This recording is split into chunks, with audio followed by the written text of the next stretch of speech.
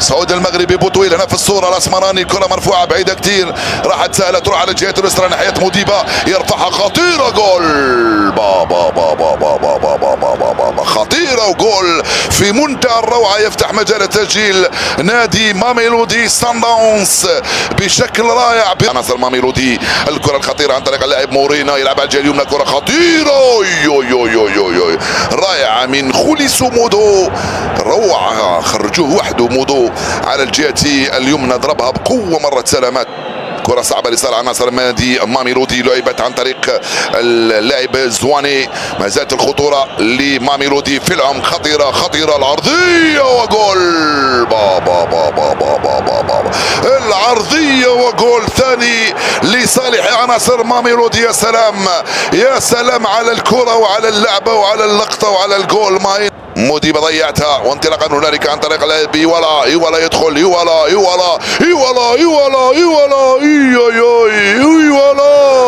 الكرة مرت، يوالا كاد يسجل الهدف الاول لصالح عناصر شباب الوزداد. الصد هنا من ويليامز،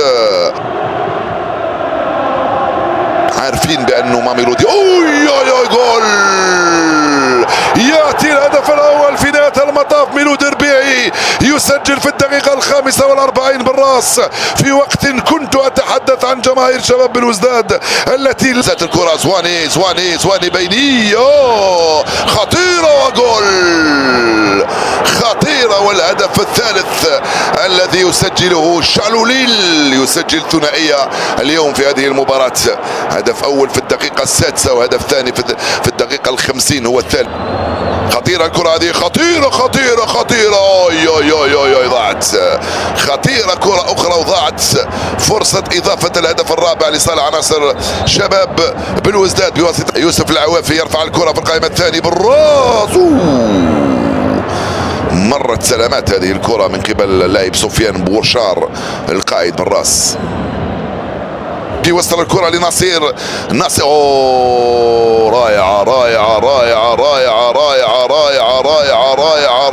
رائعة من ناصير، وكاد ياتي الهدف الرابع. الكرة ضربت في القائم، الحكم احتسب خطأ في نهاية المطاف لعناصر الشباب بالوزداد. شوف التمريرة لم يكن متسلل تماما في هذا الميز في هذا اللقاء. والكرة الأخيرة هنالك التوغل قوي، والهدف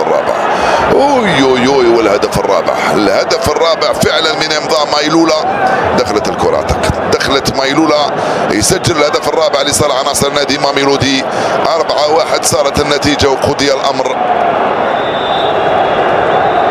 نهاية المباراة مشاهدي الأفاضل، شكرا لكم، ألقاكم أنتم بصحة وعافية. مبروك لماميلودي، هارد لك لفريق شباب بالوزداد، إلى اللقاء.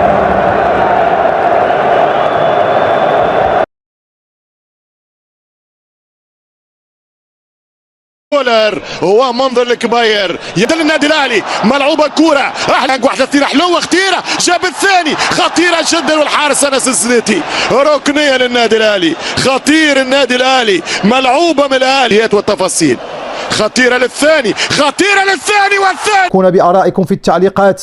إلى هنا يا أصدقاء نكون قد وصلنا إلى نهاية تقريرنا الإخباري. دمتم في رعاية الله، والسلام عليكم.